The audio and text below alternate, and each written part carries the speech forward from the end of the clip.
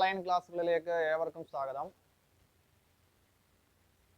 നമ്മൾ 10th periodic table and electronic configuration എന്ന് പറയുന്ന പാഠഭാഗമാണ് പഠിച്ചുകൊണ്ടിരിക്കുന്നത്. നമ്മുടെ 4ാമത്തെ ക്ലാസ്സാണിത്. കഴിഞ്ഞ 3 ക്ലാസ്സുകളിലായി നമ്മൾ ഈ പാഠത്തിലെ പ്രധാനപ്പെട്ട കാര്യങ്ങളാണ് പഠിച്ചുകൊണ്ടിരിക്കുന്നത്. കഴിഞ്ഞ ക്ലാസ്സിൽ സബ്ഷെൽ ഇലക്ട്രോണിക് കോൺഫിഗറേഷൻ എങ്ങനെയാണ് എഴുതുന്നത് എന്നാണ് നമ്മൾ പഠിച്ചത്. ഏതാണ്ട് അറ്റോമിക് നമ്പർ 10 ആയിട്ടുള്ള നിയോണിൻ്റെ വരെ സബ്ഷെൽ ഇലക്ട്രോണിക് കോൺഫിഗറേഷൻ എഴുതാനാണ് നമ്മൾ പഠിച്ചത്. ഇത്രയും കാര്യങ്ങൾ നിങ്ങൾക്ക് നന്നായി മനസ്സിലായിട്ടുണ്ടെന്ന് വിശ്വസിക്കുന്നു. ഒരിക്കൽ കൂടി പറയുന്നു, എന്തെങ്കിലും സംശയങ്ങൾ ഉണ്ടെങ്കിൽ കൃത്യമായി ചോദിക്കണം എന്ന് ഒരിക്കൽ കൂടി ഓർമ്മപ്പെടുത്തിക്കൊണ്ട് നമുക്ക് ഇന്നത്തെ ക്ലാസ്സിലേക്ക് കടക്കാം. നമുക്ക് അടുത്തതായി പഠിക്കാനുള്ളത് അറ്റോമിക് നമ്പർ 11 ആയിട്ടുള്ള എലമെന്റ് സോഡിയമാണ്. നമുക്ക് ഈ ക്ലാസ്സിൽ സോഡിയത്തിന്റെ മുതൽ സബ്ഷെൽ ഇലക്ട്രോണിക് കോൺഫിഗറേഷൻ എങ്ങനെയാണ് എഴുതുന്നതെന്ന് പരിശോധിക്കാം. അപ്പോൾ സോഡിയത്തിന്റെ സിമ്പൽ Na എന്നാണ്. അതിൻ്റെ അറ്റോമിക് നമ്പർ 11 ആണ്. നമ്മൾ കഴിഞ്ഞ ക്ലാസ്സിൽ പഠിച്ചതാണ്, സബ്ഷെല്ലുകളിൽ ഇലക്ട്രോണുകളെ ഫില്ല് ചെയ്യുന്നത് എനർജിയുടെ ഇൻക്രീസിങ് ഓർഡറിലാണ്. ആ എനർജിയുടെ ഇൻക്രീസിങ് ഓർഡറിനെ റെപ്രസെന്റ് ചെയ്യുന്ന ഡയഗ്രമാണ് ബോർഡിൽ വരച്ചിട്ടിരിക്കുന്നത്. അവിടെ നമ്മൾ ഇലക്ട്രോണിനെ ഫില്ല് ചെയ്ത് തുടങ്ങുന്നത് കെ ഷെല്ലിന്റെ സബ്ഷെല്ലായ 1s നിന്നാണ്. ആ 1s നിന്ന് നമുക്ക് ഇലക്ട്രോണിനെ ഫില്ല് ചെയ്ത് തുടങ്ങാം. 1s മാക്സിമം അക്കോമഡേറ്റ് ചെയ്യാൻ കഴിയുന്ന ഇലക്ട്രോണുകളുടെ എണ്ണം 2 ആണ്. അപ്പൊ നമുക്ക് 1s നിന്ന് ഇലക്ട്രോണുകളെ ഫില്ല് ചെയ്ത് തുടങ്ങാം. 1s 2 ഇലക്ട്രോണുകളെ ഫില്ല് ചെയ്യുന്നു. 1s2. 1s 2 ഇലക്ട്രോണുകളെ ഫില്ല് ചെയ്താൽ എനർജിയുടെ അടിസ്ഥാനത്തിൽ അടുത്ത സബ്ഷെല്ലിലേക്ക് നമുക്ക് പോകാം. അടുത്ത സബ്ഷെല്ല് 2s ആണ്. രണ്ടാമത്തെ ഷെല്ലിന്റെ എസ് സബ്ഷെല്ലാണ് 2s. എസ് സബ്ഷെൽ ആയതുകൊണ്ട് അവിടെയും മാക്സിമം കൊടുക്കാൻ കഴിയുന്നത് 2 ഇലക്ട്രോണുകളെയാണ്. അപ്പൊ അടുത്ത അവിടെ കൊടുക്കുന്നു 2s2. 1s2 2s2. അടുത്തത് 2s നിന്ന് നമുക്ക് നേരെ പോകാൻ കഴിയുന്നത്, നോക്കൂ ബോർഡിലേക്ക്, 2p-യിലേക്കാണ്. പി സബ്ഷെൽ ആയതുകൊണ്ട് നമുക്കവിടെ മാക്സിമം 6 ഇലക്ട്രോണുകളെ ഫില്ല് ചെയ്യാം. നോക്കിയേ, സോഡിയത്തിന്റെ അറ്റോമിക് നമ്പർ 11 ആണ്. അതായത് 11 ഇലക്ട്രോണുകളുണ്ട്. അതിൽ 4 ഇലക്ട്രോണുകൾ നമ്മൾ ഓൾറെഡി ഫില്ല് ചെയ്ത് കഴിഞ്ഞു. ബാക്കി 7 ഇലക്ട്രോൺസ് ആണ് ഉള്ളത്. നമ്മളിനി അടുത്തതായി ഫില്ല് ചെയ്യേണ്ടത് 2p-യിലാണ്. 2p-യിൽ മാക്സിമം 6 ഇലക്ട്രോൺസ് കൊടുക്കാം. അപ്പൊ നമ്മൾ 2p-യിലേക്ക് 6 ഇലക്ട്രോണുകൾ കൊടുക്കുന്നു. 6 ഇലക്ട്രോണുകൾ കൊടുത്തു കഴിഞ്ഞാലും 1 ഇലക്ട്രോൺ അവശേഷിക്കുന്നുണ്ട്. അത് എനർജിയുടെ ഇൻക്രീസിങ് ഓർഡർ അനുസരിച്ച് അടുത്ത സബ്ഷെല്ലിലേക്ക് കൊടുക്കുക. നോക്കിയ ബോർഡിൽ 2p കഴിഞ്ഞാൽ എനർജിയുടെ ഇൻക്രീസിങ് ഓർഡർ അനുസരിച്ചാണെങ്കിൽ അടുത്ത ഫില്ല് ചെയ്യേണ്ടത് 3ാമത്തെ ഷെല്ലിന്റെ എസ് സബ്ഷെല്ലിലാണ്. കാണാണ്ട 2ാമത്തെ ഷെല്ലിന്റെ 2 സബ്ഷെല്ലുകൾ ഇവിടെ അവസാനിച്ചു അല്ലെ. നോക്കിയേ, 2s 2p. അപ്പൊ ഇനി സ്വാഭാവികമായിട്ടും 3ാമത്തെ ഷെല്ലിലേക്കാണല്ലോ പോകണ്ടേ. 3ാമത്തെ ഷെല്ലിന് 3 സബ്ഷെല്ലുകളുണ്ട്, 3s 3p 3d. നമ്മൾ ആദ്യം ഫില്ല് ചെയ്യുന്നത് എവിടെയാ? 3s-ലാണ്. അപ്പൊ 3s മാക്സിമം 2 ഇലക്ട്രോണിനെ കൊടുക്കാം. പക്ഷെ ഇവിടെ കൊടുക്കാൻ എത്ര ഇലക്ട്രോണേ ഉള്ളൂ? 1 ഇലക്ട്രോൺ. അതുകൊണ്ട് നമ്മൾ 1 ഇലക്ട്രോണിനെ ഫില്ല് ചെയ്യുന്നു. 3s1. നോക്കിയേ, സോഡിയത്തിന്റെ സബ്ഷെൽ ഇലക്ട്രോണിക് കോൺഫിഗറേഷൻ എഴുതിയിരിക്കുന്നത് 1s2 2s2 2p6 3s1. മനസ്സിലായല്ലോ. അടുത്തത് സോഡിയം കഴിഞ്ഞാൽ അടുത്തത് മഗ്നീഷ്യമാണ്. മഗ്നീഷ്യത്തിന്റെ സിമ്പൽ Mg ആണ്. Mg. അതിന്റെ അറ്റോമിക് നമ്പർ 12 ആണ്. നമുക്ക് ഇലക്ട്രോണുകളെ ഫില്ല് ചെയ്യാം എനർജിയുടെ ഓർഡർ അനുസരിച്ചിട്ട്. ഇപ്പൊ നമുക്ക് ഏകദേശം എനർജിയുടെ ഓർഡർ ഒക്കെ കാണാൻ പാഠമായി കഴിഞ്ഞു അല്ലെ. നമ്മളിപ്പോൾ കുറെ എഴുതിയിട്ടുണ്ട്. അപ്പൊ നമുക്കിനിയും ആ ഫിഗറിനെ വലിയ രീതിയിൽ ആശ്രയിക്കേണ്ട കാര്യമില്ല. നമുക്കിപ്പോൾ ഓർഡർ ഏകദേശം മനസ്സിലായിട്ടുണ്ട്. എനർജിയുടെ ഓർഡർ നമ്മൾ ഇത്ര എഴുതിയില്ലേ, അറ്റോമിക് നമ്പർ 12 വരെ എഴുതിയപ്പോൾ നമുക്കിനി എഴുതി പോവാം. നോക്കിയേ, ആദ്യം 1s കൊടുക്കുന്നു 1s2, അടുത്ത 2s കൊടുക്കുന്നു 2s2, അടുത്ത 2p കൊടുക്കുന്നു 2p6. ഇനി അവസാനം നോക്കിയ 6, 8, 10. ആകെ 12 ഇലക്ട്രോൺ ആണുള്ളത്. 10 ഇലക്ട്രോണുകളെ നമ്മൾ ഫില്ല് ചെയ്ത് കഴിഞ്ഞു. ഇനി 2 ഇലക്ട്രോണുകളാണുള്ളത്. അത് 3s കൊടുക്കേണ്ടത്. നമുക്കറിയാം എസ് സബ്ഷെല്ലിൽ മാക്സിമം 2 ഇലക്ട്രോണുകളെ കൊടുക്കാം. അപ്പൊ നമുക്ക് ഈ 2 ഇലക്ട്രോണുകളെയും 3s തന്നെ കൊടുക്കാമല്ലോ. അപ്പോ 3s2 നോക്കിയേ, 1s2, 2s2, 2p6, 3s2. ഇതാരുടെയാണ്? മഗ്നീഷ്യത്തിന്റെ സബ്ഷെൽ ഇലക്ട്രോണിക് കോൺഫിഗറേഷൻ ആണ്. മഗ്നീഷ്യം കഴിഞ്ഞാൽ അറ്റോമിക് നമ്പർ 13 നമ്മൾ പോകുന്നത്. അത് അലൂമിനിയം ആണ്. അലൂമിനിയത്തിന്റെ അറ്റോമിക് നമ്പർ 13 ആണ്, 13. നമുക്ക് എഴുതാം 1s2, 2s2, 2p6, 3s2. ഓർഡറിൽ എഴുതിപ്പോയത് 1s2, 2s2, 2p6, 3s2. ആകെ എത്ര ഇലക്ട്രോൺ ആയി? 6, 8, 10, 12. എന്നാൽ അലൂമിനിയത്തിന്റെ അറ്റോമിക് നമ്പർ 13 ആയതുകൊണ്ട് 13 ഇലക്ട്രോണുകളുണ്ട്. നമ്മൾ 12 ഇലക്ട്രോണുകളെ ഫില്ല് ചെയ്തു.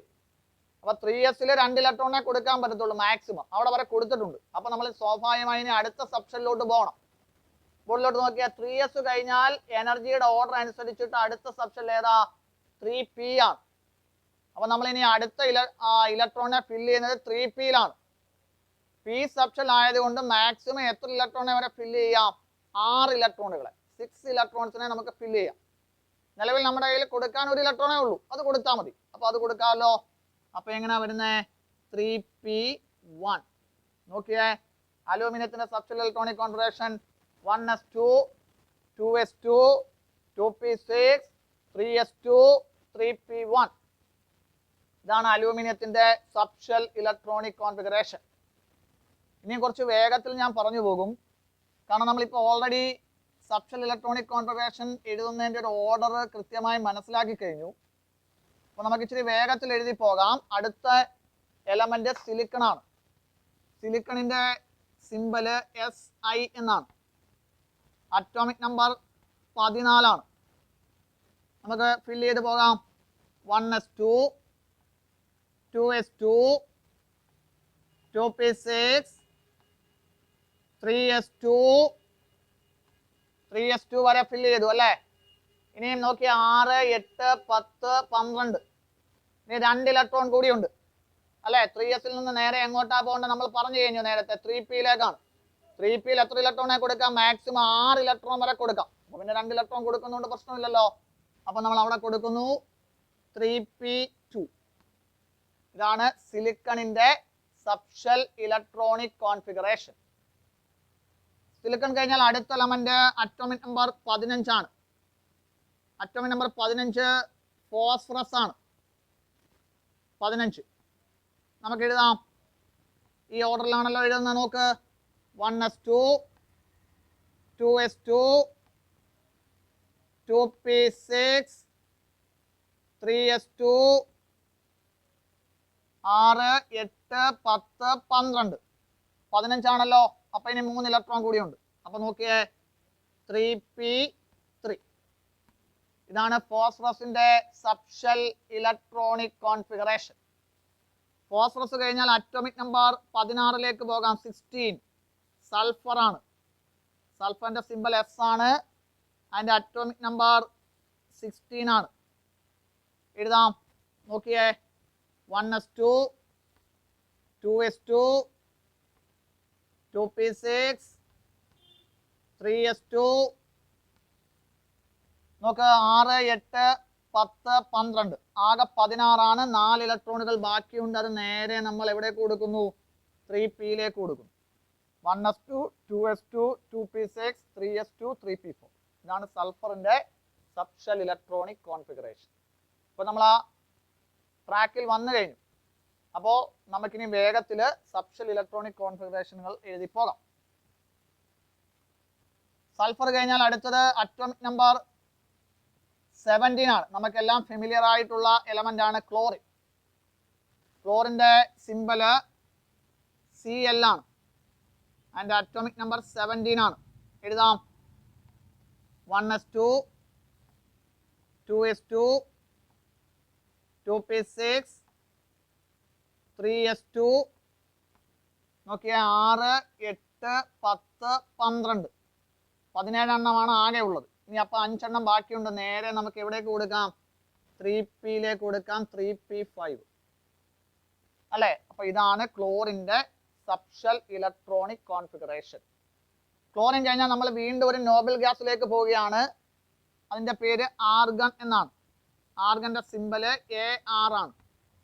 അതിന്റെ അറ്റോമിക് നമ്പർ 18 ആണ്. നമുക്ക് എഴുതാം 1s2 2s2 2p6 3s2 3p6 കൊടുക്കാമല്ലോ. 6 ഇലക്ട്രോണുകളാണ് പിയിൽ മാക്സിമം കൊടുക്കാൻ കഴിയുന്നത്. നമ്മൾ അവിടെ കൊടുത്തു തീർക്കുന്നു. ഇതാണ് ആർഗണിന്റെ സബ്ഷെൽ ഇലക്ട്രോണിക് കോൺഫിഗറേഷൻ. അപ്പോൾ സബ്ഷെൽ ഇലക്ട്രോണിക് കോൺഫിഗറേഷൻ നമ്മൾ ഹൈഡ്രജൻ തൊട്ട് എഴുതാൻ തുടങ്ങിയതാണ്. നമ്മൾ അറ്റോമിക് നമ്പർ 18 ആർഗൺ വരെ ഇവിടെ എഴുതിയിട്ടുണ്ട്. നമുക്ക് അടുത്തതായിട്ട് എഴുതാനുള്ളത് അറ്റോമിക് നമ്പർ 19 ആണ്. അറ്റോമിക് നമ്പർ 19 ആയിട്ടുള്ള എലമെന്റ് പൊട്ടാസ്യമാണ്. പൊട്ടാസ്യത്തിന്റെ സിമ്പല് K ആണ്. ക്യാപിറ്റൽ ലെറ്റർ K ആണ്. അതിന്റെ അറ്റോമിക് നമ്പർ 19 ആണ്. നമുക്ക് എഴുതി തുടങ്ങാം 1s2 2s2 2p6 3s2 3p6 ഇതുവരെ ഞാൻ നേരിട്ട് കൊടുത്തു. നോക്കിയേ 6 8 14 16 18 18 ഇലക്ട്രോണുകളെ നമ്മൾ ഫില്ല് ചെയ്ത് കഴിഞ്ഞു. ഇനി എത്ര ഇലക്ട്രോൺ ഉണ്ട് ബാക്കി? 1 ഇലക്ട്രോൺ ഉണ്ട്. 3pയിൽ കൊടുക്കാവുന്ന പരമാവധി ഇലക്ട്രോണുകൾ നമ്മൾ കൊടുത്തു കഴിഞ്ഞു. നമുക്ക് 3p7 എന്ന് പറഞ്ഞ് കൊടുക്കാൻ കഴിയില്ല. കാരണം പി സബ്ഷെല്ലിൽ മാക്സിമം 6 ഇലക്ട്രോൺസ് അക്കോമഡേറ്റ് ചെയ്യത്തുള്ളൂ.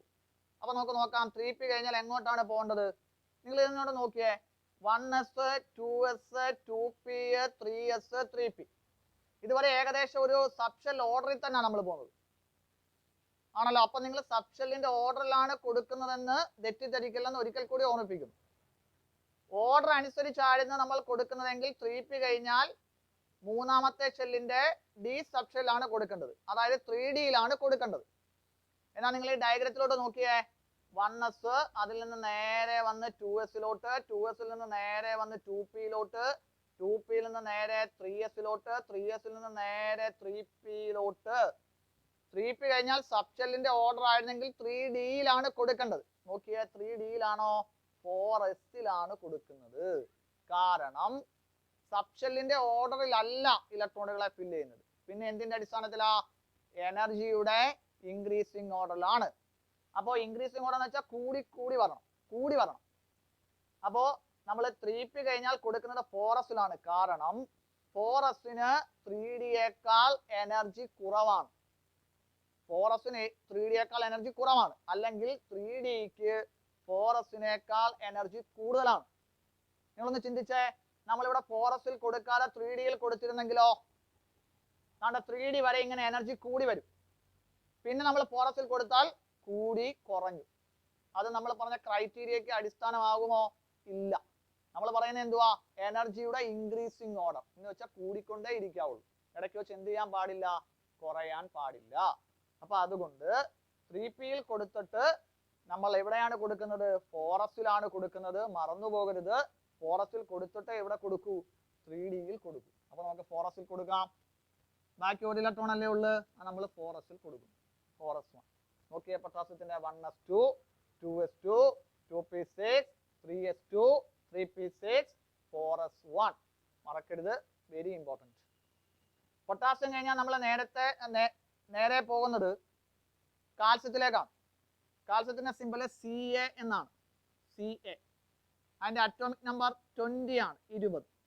നമുക്ക് എഴുതാം 1s2 2s2 2p6 3s2 3p6 ഇനി 4sൽ 2 ഇലക്ട്രോണെ മാക്സിമം കൊടുക്കാമല്ലോ. അപ്പൊ അടുത്ത ഇലക്ട്രോൺ 4sൽ തന്നെ കൊടുക്കുവാണ്. 4s2 നോക്കിയേ 6 8 10 16 18 20 ഓക്കെ 20 ആണല്ലോ. 20 ആണല്ലോ കാൽസ്യത്തിന്റെ അറ്റോമിക് നമ്പർ. അപ്പൊ ഇതാണ് കാൽസ്യത്തിന്റെ സബ്ഷെൽ ഇലക്ട്രോണിക് കോൺഫിഗറേഷൻ. കാൽസ്യം കഴിഞ്ഞാൽ നമ്മൾ അടുത്തതായി എഴുതുന്നത് സ്കാൻഡിയമാണ്. സ്കാൻഡിയത്തിന്റെ സിമ്പല് SC ആണ്. അറ്റോമിക് നമ്പർ 21 ആണ്. കൊടുക്കാം 1s2 2s2 2p6 3s2 3p6 4s2. 20 ഇലക്ട്രോണുകൾ നമ്മൾ ഫില്ല് ചെയ്ത് കഴിഞ്ഞു. സ്കാൻഡിയത്തിന്റെ അറ്റോമിക് നമ്പർ 21 ആണ്, 21 ആണ്. അപ്പോൾ 1 ഇലക്ട്രോൺ കൂടി ഉണ്ട്. ഫോറസിൽ നമ്മൾ മാക്സിമം, എസിൽ മാക്സിമം 2 അല്ലേ കൊടുക്കാൻ പറ്റത്തുള്ളൂ. 2 ഇലക്ട്രോണുകളെ മാക്സിമം നമ്മൾ കൊടുത്തു. ഇനി ഫോറസ് കഴിഞ്ഞാൽ എനർജിയുടെ ഇൻക്രീസിംഗ് ഓർഡർ അനുസരിച്ച് എവിടെയാണെന്ന് നോക്കാം. ഫോറസ് കഴിഞ്ഞാൽ നോക്കിയേ 3Dയിലോട്ടാണ് കൊടുക്കേണ്ടത്. ശ്രദ്ധിക്കണം, ഡി ആണ്, ഡി സബ്ഷെല്ലാണ്. ഡി സബ്ഷെല്ലിൽ നമുക്ക് മാക്സിമം എത്ര ഇലക്ട്രോണുകളെ ഫില്ല് ചെയ്യാം? 10 ഇലക്ട്രോണുകൾ. നമ്മൾ നേരത്തെ പഠിച്ചിട്ടുണ്ട്. ഡി സബ്ഷെല്ലിൽ മാക്സിമം അക്കോമഡേറ്റ് ചെയ്യാൻ കഴിയുന്ന ഇലക്ട്രോണുകളുടെ എണ്ണം 10 ആണ്, 10 ആണ്. അപ്പൊ നമുക്ക് 3Dയിൽ എത്ര വരെ കൊടുക്കാം? 10 വരെ കൊടുക്കാം. ഇവിടെ നമ്മുടെ കയ്യിൽ 1 ഇലക്ട്രോണേ ഉള്ളൂ, അത് നമ്മൾ 3Dയിൽ കൊടുക്കുന്നു. 3D1 മനസ്സിലായല്ലോ. 1s2 2s2 2p6 3s2 3p6 4s2 3D1. ഇനി ഇവിടെ വെച്ച് വളരെ പ്രധാനപ്പെട്ട ഒരു പോയിന്റ് പറയാനുണ്ട്. പറയുന്ന കാര്യം ശരിയായ രീതിയിൽ മനസ്സിലാക്കണം നിങ്ങൾ. അതായത് 1s2 2s2 2p6 3s2 3p6 4s2 3D1 എന്നാണ് എഴുതിയിരിക്കുന്നത്. അപ്പൊ നമ്മളിവിടെ 4sൽ കൊടുത്തിട്ടാണ് 3Dയിൽ കൊടുത്തിരിക്കുന്നത്. 4sൽ കൊടുക്കാതെ നമ്മൾ ഇലക്ട്രോൺ 3Dയിൽ കൊടുത്തിട്ടില്ല. ഇനി നമ്മൾ ഈ സബ്ഷെൽ ഇലക്ട്രോണിക് കോൺഫിഗറേഷൻ എഴുതുമ്പോൾ നമുക്ക് 1s2 2s2 2p6 3s2 3p6 3D1 4s2 എന്നും എഴുതാം. അങ്ങനെ എഴുതുന്നതുകൊണ്ട് തെറ്റൊന്നുമില്ല. 3D1 4s2 എന്നും എഴുതാം. നമ്മൾ നോക്കേണ്ടത് എന്താ? 4sൽ കൊടുത്തിട്ടുണ്ടോ എന്ന് നോക്കിയാൽ മതി. 4sൽ കൊടുക്കാതെ 3Dയിലാണ് നേരിട്ട് കൊടുത്തിരിക്കുന്നതെങ്കിൽ അത് തെറ്റാണ്. അപ്പൊ നമുക്ക് എഴുതുമ്പോൾ ഓർഡറിൽ എഴുതുന്നതുകൊണ്ട് തെറ്റൊന്നുമില്ല. എനർജിയുടെ ഇൻക്രീസിംഗ് ഓർഡറിൽ തന്നെ എഴുതണമെന്ന് നിർബന്ധമില്ല. നമ്മൾ 4sൽ കൊടുത്തിട്ട് ചിലപ്പോൾ പരീക്ഷയ്ക്ക് നിങ്ങൾക്ക് അത് തെറ്റിപ്പോകാൻ സാധ്യതയുണ്ട്. നമ്മൾ ചിലപ്പം ആദ്യം 3D എഴുതിയിട്ട് 4s എഴുതിയത് കൊണ്ട് ആ സബ്ഷെൽ ഇലക്ട്രോണിക് കോൺഫിഗറേഷൻ തെറ്റാണെന്ന് ധരിക്കരുത്. നമ്മൾ ആത്യന്തികമായി നോക്കേണ്ട ഒരു കാര്യമേ ഉള്ളൂ, 4sൽ ഇലക്ട്രോണിനെ ഫില്ല് ചെയ്തിട്ടുണ്ടോ, 4sൽ ഇലക്ട്രോണിനെ ഫില്ല് ചെയ്തിട്ടുണ്ടോ എന്ന് മാത്രം നോക്കിയാൽ മതി. 4sൽ മാക്സിമം കൊടുക്കാൻ പറ്റുന്നത് കൊടുത്തിട്ട് എവിടെ കൊടുക്കാവൂ? 3Dയിൽ കൊടുക്കാവൂ. അത് ശ്രദ്ധിച്ചാൽ മാത്രം മതി. അപ്പോൾ നമുക്ക് ഈ subshell electronic കോൺഫിഗറേഷനെ 1s2 2s2 2p6 3s2 3p6 4s2 3D1 എന്ന് എഴുതിയാലും 3D1 4s2 എന്ന് എഴുതിയാലും ശരിയാണ്. രണ്ടായാലും ശരിയാണ്. എന്നാൽ 1s2 2s2 2p6 3s2 3p6 നേരെ 3D മാത്രമേ ഇലക്ട്രോൺ ഫില്ല് ചെയ്തിട്ടുള്ളൂ. 4sൽ ഫില്ല് ചെയ്തിട്ടില്ലെങ്കിൽ ആ സബ്ഷെൽ ഇലക്ട്രോണിക് കോൺഫിഗറേഷൻ തെറ്റാണ്. അതായത് 4sൽ ഇലക്ട്രോൺ കൊടുത്തിട്ടുണ്ടോ എന്ന് വ്യക്തമായി നോക്കണം. കൊടുത്തതിന് ശേഷമേ 3Dയിൽ കൊടുക്കാം. അത് എഴുതുമ്പോൾ നമുക്ക് വേണമെങ്കിൽ ഓർഡറിൽ വേണമെങ്കിലും എഴുതാം. ഇത് വളരെ ക്ലാരിഫൈ ചെയ്ത് മനസ്സിലാക്കണം. പരീക്ഷാ പേപ്പറിൽ എഴുതുമ്പോഴും ശ്രദ്ധിക്കണം. അതേപോലെ ചോദ്യവും ചോദിക്കുമ്പോഴും കൃത്യമായി മനസ്സിലാക്കിയതിന് ശേഷം മാത്രമേ ഉത്തരം എഴുതാവൂ. നമുക്ക് കൂൾ ഓഫ് ടൈം ഒക്കെ ഉണ്ട് എക്സാമിനേഷന് മുമ്പ്. അപ്പോൾ അതൊക്കെ ശ്രദ്ധിക്കുക. ഓക്കെ. അപ്പോൾ സ്കാൻഡിയം വരെയാണല്ലോ നമ്മൾ പറഞ്ഞത്. സ്കാൻഡിയം കഴിഞ്ഞാൽ നമ്മൾ നേരെ പോകുന്നത് ടൈറ്റാനിയത്തിലേക്കാണ്. ഇനി നമുക്ക് കുറച്ചുകൂടെ എളുപ്പമാണ്. കാരണം 3Dയിൽ ഏതാണ്ട് 10 ഇലക്ട്രോണുകൾക്കുള്ളൂ. അപ്പോൾ നമുക്ക് 3Dയിൽ ഇനി ഇലക്ട്രോണുകളെ എന്ത് ചെയ്ത് പോകാം? അങ്ങ് ഫില്ല് ചെയ്ത് പോകാം അല്ലേ? അപ്പോൾ അടുത്തത് ആരാണ്? ടൈറ്റാനിയം ആണ്. ടൈറ്റാനിയത്തിന്റെ സിമ്പിൾ Ti ആണ്. Ti. അറ്റോമിക് നമ്പർ 22 ആണ്. നമുക്ക് എഴുതാം 1s2 2s2 2p6 3s2 3p6 4s2. ഞാൻ ആ എനർജിയുടെ ഓർഡറിൽ തന്നെ എഴുതി പോവാ കേട്ടോ. 4s2 3D നോക്കിയേ 6 8 10 16 18 20. ബാക്കി രണ്ടെണ്ണമാണല്ലോ. 3Dയിൽ നമുക്ക് 10 വരെ കൊടുക്കാം. അപ്പൊ 3D2. ഇപ്പൊ ആരുടെയായി? ടൈറ്റാനിയമായി. ഇതിനെ ഇങ്ങനെയും എഴുതാം 1s2 2s2 2p6 3s2 3p6 3D2 4s2 എന്ന് എഴുതാം. കാരണം 4sൽ കൊടുത്തിട്ടുണ്ട്. അങ്ങനെയും എഴുതാം, ഇങ്ങനെയും എഴുതാം, രണ്ട് രീതിയിലും എഴുതാം കേട്ടോ. ടൈറ്റാനിയം കഴിഞ്ഞാൽ അടുത്തത് അറ്റോമിക് നമ്പർ 23 ആണ്, വനേഡിയം ആണ്. വനേഡിയത്തിന്റെ സിമ്പൽ വി ആണ്.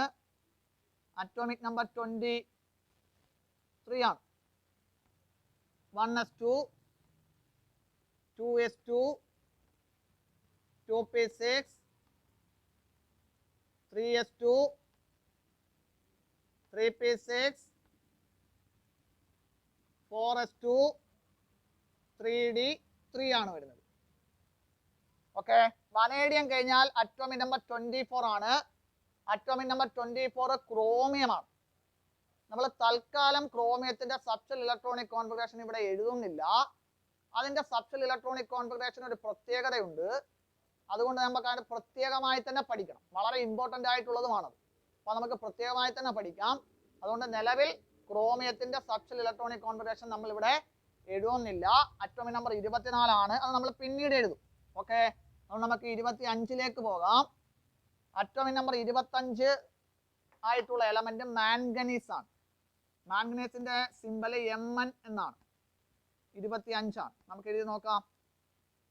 1s2 2s2 2p6 3s2 3p6 4s2. നോക്കി ആകെ എത്ര ഇലക്ട്രോൺ ഫില്ല് ചെയ്തെന്ന്? 6 8 10 16 18 20 20 ഇലക്ട്രോൺസ് ഫില്ല് ചെയ്തു. 25 ആണല്ലോ മാംഗനീസിന്റെ. അപ്പൊ ഇനി 5 ഇലക്ട്രോണുകൾ കൂടി ഉണ്ട്. ധൈര്യമായി നമുക്ക് എവിടെ കൊടുക്കാം? 3Dയിൽ കൊടുക്കാം. 3d5. ഓക്കെ ആണല്ലോ. 4s2 3d5 ആണ് മാംഗനീസിന്റെ സബ്ഷെൽ ഇലക്ട്രോണിക് കോൺഫിഗറേഷൻ. മാംഗനീസ് കഴിഞ്ഞാൽ നമുക്ക് ഏറ്റവും ഫെമിലിയർ ആയിട്ടുള്ള എലമെന്റ് ആണ് അയൺ. Fe ആണ് അതിന്റെ സിമ്പല്. ഫെറം എന്ന ലാറ്റിൻ വേർഡിൽ നിന്നാണ് സിമ്പൽ ഉണ്ടായിട്ടുള്ളത്. അറ്റോമിക് നമ്പർ 26 ആണ്. നോക്കാം, നമുക്ക് എഴുതി. 1s2 2s2 2p6 3s2 3p6 4s2 അടുത്ത 3d. 6 ഇലക്ട്രോണുകളല്ലേ ബാക്കിയുള്ളത്, ശരിയല്ലേ? 6 2 8 10 16 18 20. അറ്റോമിക് നമ്പർ 26 ആണല്ലോ. അപ്പൊ 6 ഇലക്ട്രോണുകൾ ബാക്കിയുണ്ട്, നമ്മൾ ഫില്ല് ചെയ്തു. ഇതാണ് അയണിന്റെ subshell electronic configuration. Okay, iron കഴിഞ്ഞാൽ നമ്മൾ നേരെ പോകുന്നത് അറ്റോമിക് നമ്പർ 27ലേക്കാണ്. അറ്റോമിക് നമ്പർ 27 ആയിട്ടുള്ള എലമെന്റ് കൊബാൾട്ട് ആണ്. കൊബാൾട്ട് സിമ്പല് CO ആണ്. ആദ്യത്തെ ലെറ്റർ ക്യാപിറ്റൽ, ആദ്യത്തെ ലെറ്റർ ക്യാപിറ്റൽ ലെറ്റർ, അടുത്തത് small letter. Cobalt CO. Atomic number 27 ആണ്. എഴുതാം. 1s2 2s2 2p6 3s2 3p6 4s2. നോക്കിയാ എത്ര ഇലക്ട്രോൺ ഫില്ല് ചെയ്ത്? 6 8 10 16 18 20. 20 ഇലക്ട്രോൺസ് ഫില്ല് ചെയ്തു. അറ്റോമിക് നമ്പർ 27 ആണ്. അതുകൊണ്ട് 7 ഇലക്ട്രോണുകളോട് ബാക്കിയുണ്ട്. ആ 7 ഇലക്ട്രോണുകളെ നമ്മൾ 3Dയിൽ കൊടുക്കും. 3d7. ശരിയല്ലേ? 1s2 2s2 2p6 3s2 3p6 4s2 3d7. ഇതാണ് കൊബാൾട്ടിന്റെ സബ്ഷെൽ ഇലക്ട്രോണിക് കോൺഫിഗറേഷൻ. കൊബാൾട്ട് കഴിഞ്ഞാൽ നമ്മൾ അടുത്തതായി പോകുന്നത് നിക്കലിലേക്കാണ്. നിക്കലിന്റെ സിമ്പൽ Ni ആണ്. Ni 28 ആണ്. നോക്കാം, എഴുതാം. 1s2 2s2 2p6 3s2 3p6 4s2. നോക്കിയാൽ 4s2 കഴിഞ്ഞാൽ ഇവിടെ 3d7 അല്ലേ കൊടുത്ത? ഒരു ഇലക്ട്രോണൂടെ കൂടുതലല്ലേ വരുന്നുള്ളൂ. അപ്പൊ നമുക്ക് നോക്കുമൊന്നും വേണ്ട, നമുക്ക് ധൈര്യമായി 3d8 എന്ന് എഴുതാം. അപ്പൊ ഇതാണ് നിക്കലിന്റെ സബ്ഷെൽ ഇലക്ട്രോണിക് കോൺഫിഗറേഷൻ.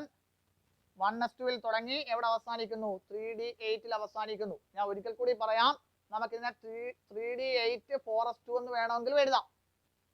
കാരണം നമ്മൾ 4sൽ കൊടുത്തിട്ടുണ്ട് ഇലക്ട്രോൺ. അപ്പൊ അതിന്റെ ഓർഡറിൽ എഴുതണമെന്ന് നിങ്ങൾക്ക് താല്പര്യം ഉണ്ടെങ്കിൽ അങ്ങനെയും എഴുതാം. അങ്ങനെ എഴുതിയത് കൊണ്ട് തെറ്റാണെന്ന് ആരും എന്താണ് പറയരുത്, ചിന്തിക്കരുത്. കേട്ടല്ലോ?